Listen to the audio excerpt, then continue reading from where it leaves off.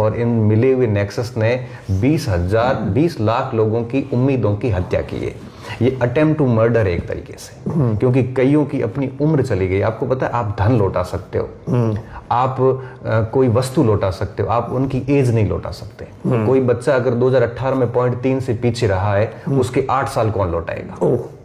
ये बड़ी बात। किसी बच्चे ने 2018 तक उसको टाइम दिया हुआ था तैयारी करने का, उसके बाद उसका विवाह कर लिया जाएगा, उसको पढ़ाई छोड़नी पड़ेगी। अगर वो बच्ची 0.2 से पीछे रही है उन भर्तियों में, महिला पर्यवेक्षक में या किसी और में, और उसके बाद उसकी पढ़ाई छोड़ के केवल गृहिणी बन के रह गई है, उसके 8 साल उसका समय और उसके अवसर कौन लौटाएगा? इन लोगों ने कितना बड़ा पाप किया है, उस पाप को बाहर आना जरूरी है, तभी जाके चीजें बैठेगी। अब पास एक सर हमारे पड़ोस में ऐसा लड़का है, दूध बेचता है और सर लेबर असिस्टेंट में सिलेक्शन हुआ है। अच्छा। उसने ओमआर सीट 5 लाख में भरवाई।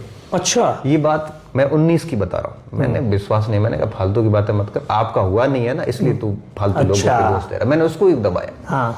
ऐसे जब भी कभी आता था, हालांकि कोई व्यक्ति अगर नकल करके आया है ना, तो आसपास के लोगों को सब पता होता है, क्योंकि आप लेते हैं।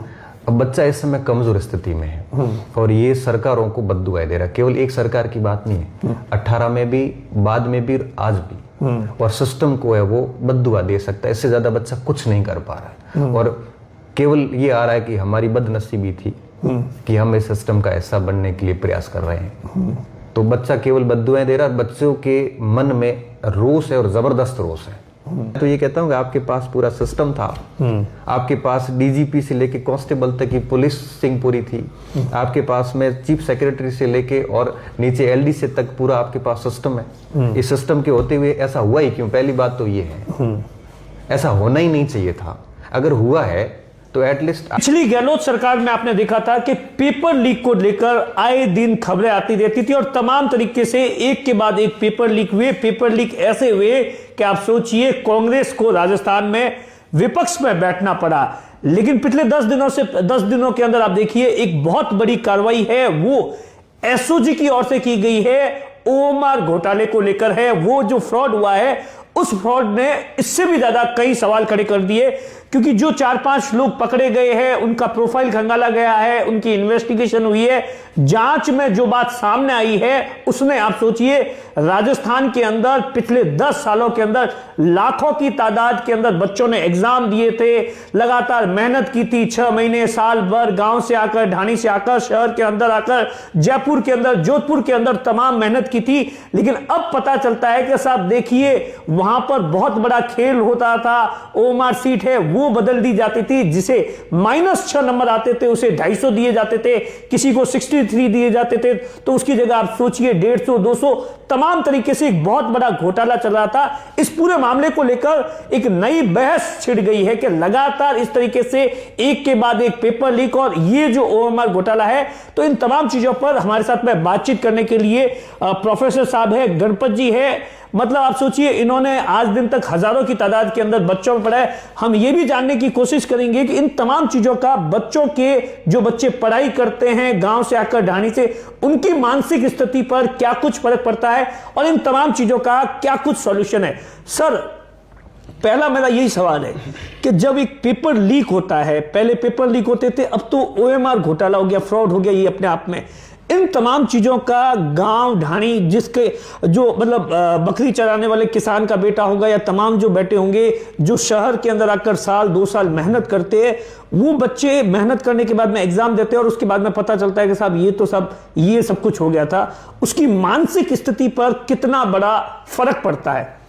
सर्वप्रथम दिनेश जी, आपका बहुत बहुत धन्यवाद दूंगा, क्योंकि आपने इस मुद्दे को, जो कि छात्रों से जुड़ा हुआ है, स्टूडेंट से जुड़ा हुआ है, उसको उठाया और एक राष्ट्रीय मंच पे, और आपने सोशल मीडिया वगैरह और एक पत्रकारिता में इसको एक हाईलाइट किया, और इसके लिए मैं आपका धन्यवाद दूंगा। और साथ ही इसलिए भी धन्यवाद कि आपने मेरे विचार जानने का प्रयास किया। देखिए, पिछले तकरीबन 15 वर्षों से मैं बच्चों से जुड़ा हुआ हूँ। बच्चों को हम पढ़ाते हैं और बच्चे विभिन्न विभागों में जाते हैं, और जब भी बच्चा कोई विफल होता है, जो 0.1 से हो चाहे 10 नंबर से हो, तब हम एक बात कहते हैं उनको कि बेटा, तैयारी में अपनी कमी रही होगी, थोड़ा और मेहनत कीजिए, माँ सरस्वती अपना ऋण रखती नहीं है, चुकाती अवश्य है। ये बात हम इसलिए कहते हैं कि हो सकता है कि एक प्रयास में बच्चे में कोई कमी रही हो तो वो सेकंड अटेम्प्ट में बच्चा ठीक कर लेगा।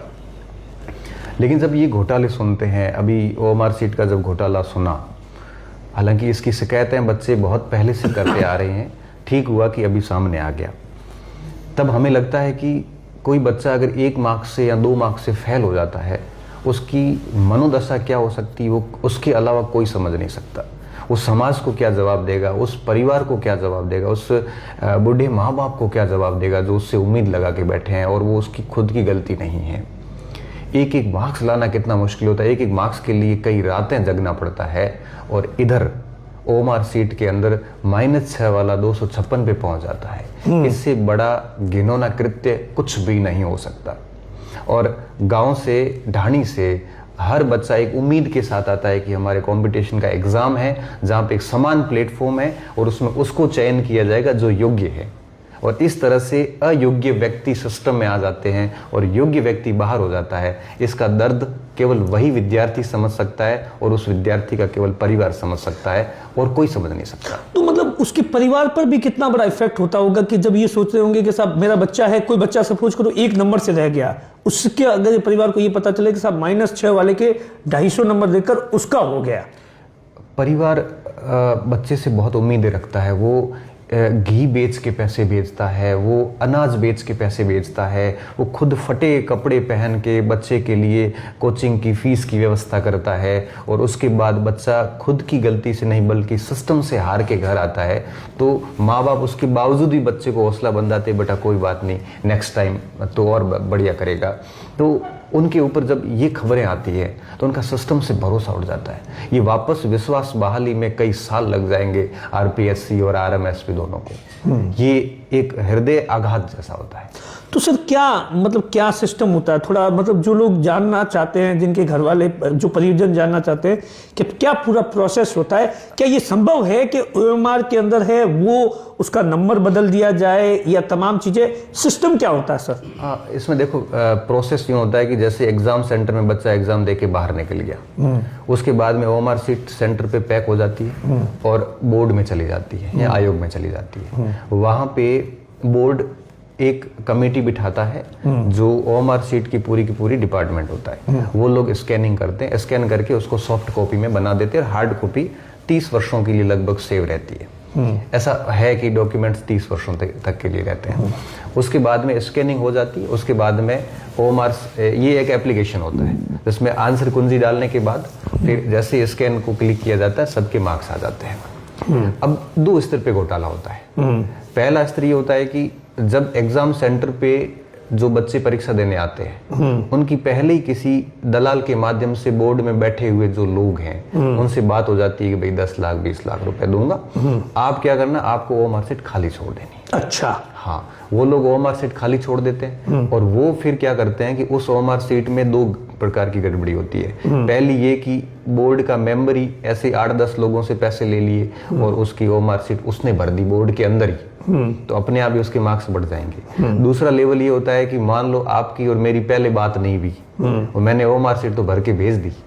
अब क्या हो सकता है, अब ये हो सकता है कि हम स्कैन हो जाने के बाद में जो स्कोर होगा उसके साथ छेड़छाड़ करें। जैसे अभी जो एसओजी ने 38 लोगों पे एफआईआर करी है, इसमें यही हुआ है। ओएमआर सीट तो बच्चों ने भर के भेजी है लेकिन उन्होंने कंप्यूटर के अंदर मार्क्स सीधा डेटा चेक कर दिए, 6 के सीधे 256 कर दिए। ये 2 लेवल पे इनका इस तरह से घोटाला होता है। तो सर ऐसा नहीं है कि जो परीक्षा, जो एग्जाम जो ले रहा होता है, जो टीचर होता है, वो ओएमआर सीट को चेक करता है कि साहब ये भरी हुई नहीं है, ये चीजें, या एक और उसके अंदर जो एक नई चीज आ रही है कि 4 के बाद में 5वां ऑप्शन होता है, उसको भी भरना जरूरी होता है। अगर कोई आदमी 5वां ऑप्शन खाली छोड़ देगा फिर भी एक नया विवाद हो जाएगा। हाँ देखो, अभी ये व्यवस्था की थी पिछले साल हरियाणा के तर्ज पे की थी कि भाई 5वां विकल्प भरना जरूरी है।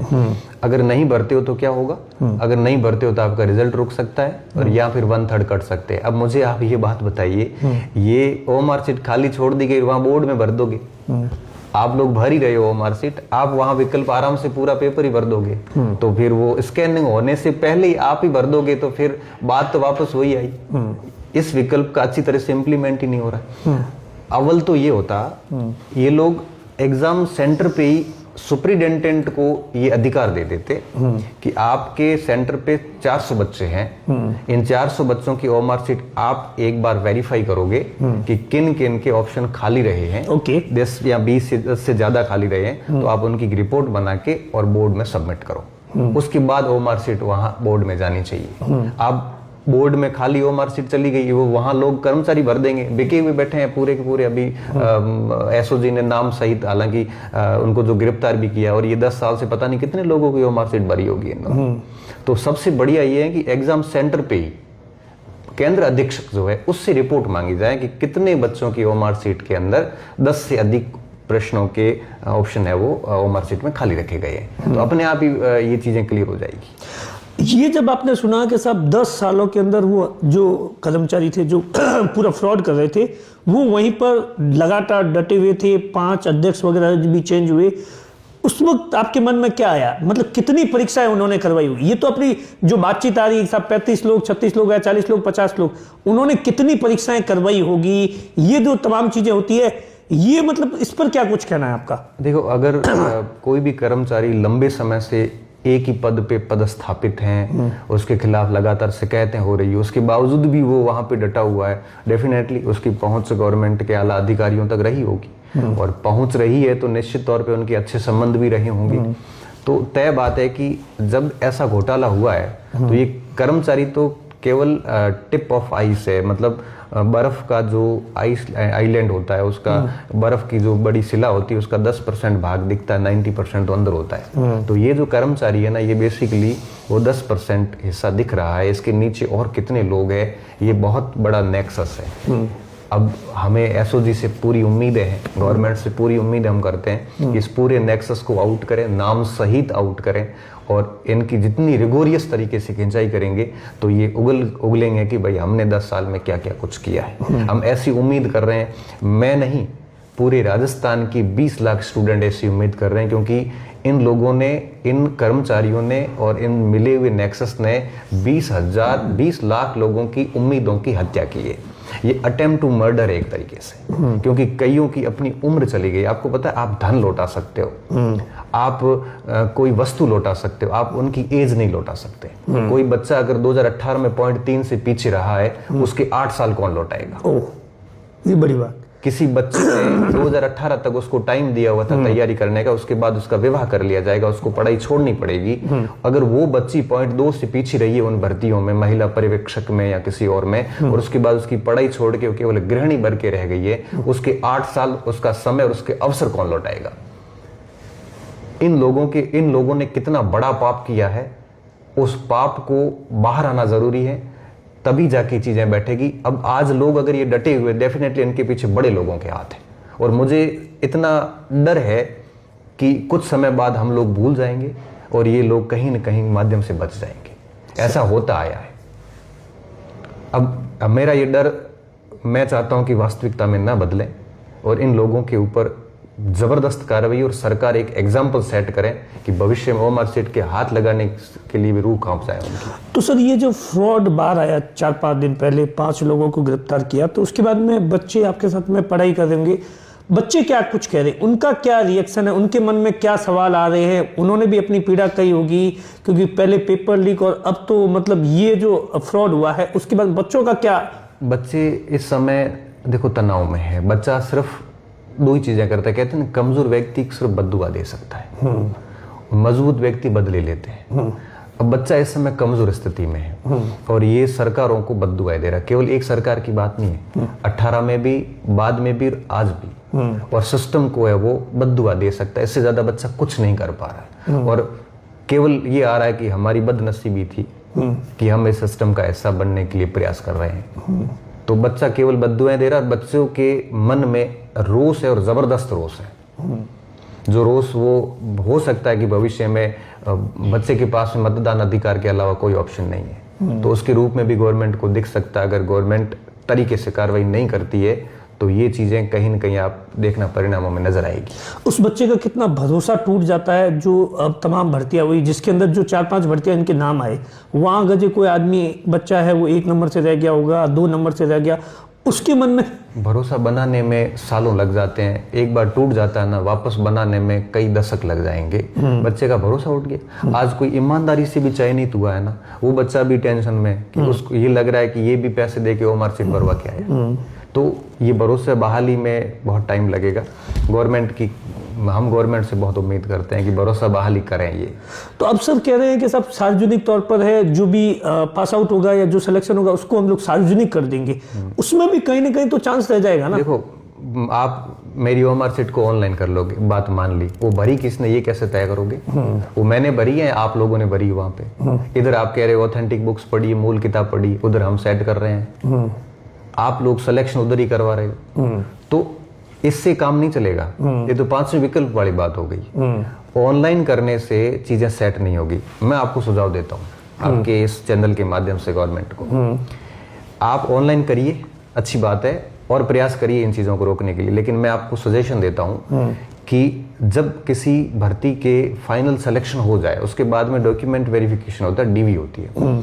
डीवी के समय आप एक व्यवस्था करो कि बच्चा अपनी कार्बन कॉपी के साथ में डीवी करवाने आएगा, और डीवी करने वाले जो अधिकारी होंगे, जो विभाग होगा, डीवी विभाग करवाता है, उस विभाग को उस बच्चे की ओरिजिनल ओएमआर शीट आप भेजोगे, और जो डीवी करने वाला अधिकारी है वो उस ओरिजिनल ओएमआर शीट जहां से बोर्ड से आई है उसको, और बच्चे के पास में जो कार्बन कॉपी, उससे मिलान करके वेरीफाई करेगा कि इसी ने भरी है। उसके बाद उसको वेरीफाई करो, नहीं तो उसको एसओजी को सौंप दो।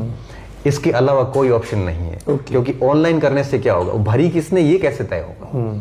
हमें दिक्कत ये है कि आप लोग ओएमआर शीट बनने लग गए। बताओ, पेपर आउट करना समझ में आता है, उसका जुगाड़ समझ में आता है, ऑन सीट बैठना समझ में आता है, ब्लूटूथ समझ में आता है, परीक्षा हॉल में शिक्षक के द्वारा कुछ कार्य किया जाना समझ में आता है। सर, एक चीज तो आपने नोट की होगी ना कि जैसे जैसे टेक्नोलॉजी अपडेट हो रही है, वैसे वैसे तरीका भी बदल रहा है। शुरुआत कैसे हुई थी? देखो, जब से परीक्षाएं स्टार्ट हुई है, हाँ। ये सिस्टम तब से शुरू हुआ है। आप मान के चलिए, कॉर्नवालिस ने 1793 में बोला था कि हर भारतीय करप्ट है और सब बेईमान है, इनको अगर थोड़ा कुछ दिया जाए तो कभी भी बेईमानी कर सकते हैं। जब से एग्जाम शुरू हुए ना आजादी के बाद से, तब से छोटा मोटा होता आ रहा है। पहले उजागर नहीं होता था, पहले कई बार खबरें आती थी, पहले आंसर कुंजी आती नहीं थी, ओएमआर शीट की कॉपी देते नहीं थे।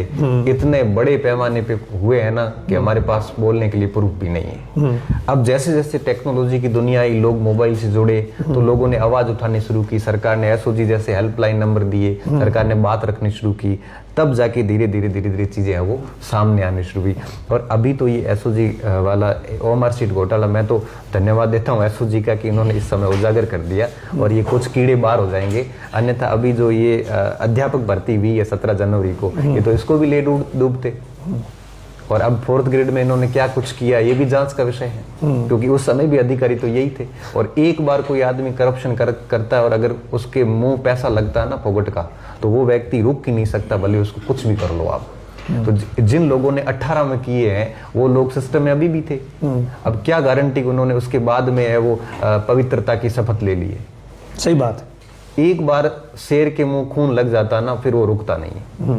और ये ह्यूमन नेचर है सर। तो जिन लोगों ने 18 में काम किया वो 24 में क्यों नहीं करेंगे? इन 10 सालों में आपने क्या देखा? पहले ब्लूटूथ, उसके बाद में क्या क्या? हमने सारे दौर देखे। हाँ। हमने पेपर रद्द हुए भी देखे। वसुंधरा सरकार में कई पेपर रद्द भी हुए थे कि पूरा पेपर आउट हो गया था। कई दिन पहले, 3 दिन पहले आउट होने वाले पेपर भी देखे। और हमने ब्लूटूथ करवाते हाई प्रोफाइल गैंग भी देखी। हमने ये भी देखा कि ऑन सीट बैठने वाली गिरफ्तार हुई, अभी भी एसओजी उठा के ले जा रही है। और साथ में ये परीक्षा हॉल में कई बार शिक्षकों के द्वारा हेल्पिंग किया जाना, ये भी देखा।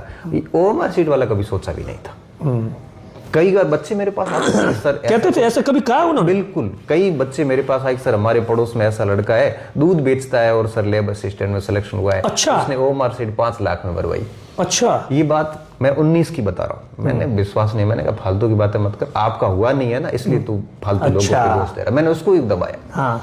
ऐसे जब भी कभी आता था, हालांकि कोई व्यक्ति अगर नकल करके आया है ना, तो आसपास के लोगों को सब पता होता है, क्योंकि आपको पता है ना कि आपके मतलब कितना गट्स क्या है। हाँ, सही बात। लेकिन हमने ये चीजों पे विश्वास नहीं किया। आज मुझे लग रहा है कि वो चीजें कितनी सही बच्चे कह रहे थे। बच्चों की बातें इतनी तो गलत नहीं होती, वो मार्केट को बहुत अच्छे से समझते हैं, वो उस पीड़ा से गुजरते हैं। अपन तो ठीक है बात कर रहे हैं, वो उस दर्द में है। सही बात। 2019 में कोई फेल हुआ है, वो आज ही बेचारा स्ट्रगल कर रहा है। उसके मतलब दिमाग में क्या चल रहा होगा कि उस वक्त का मतलब सिनेरियो के आज 7-8 साल हो गए, उसके मन में भी मतलब कितनी पीड़ा होगी कि साहब मैंने इतनी मेहनत की थी, 4 साल दिए, 3 साल दिए, 2 साल दिए घर बार से, और अब ये देखने को। बच्चे की पढ़ने की उम्र होती है, उसकी याद रखने की एक क्षमता होती है।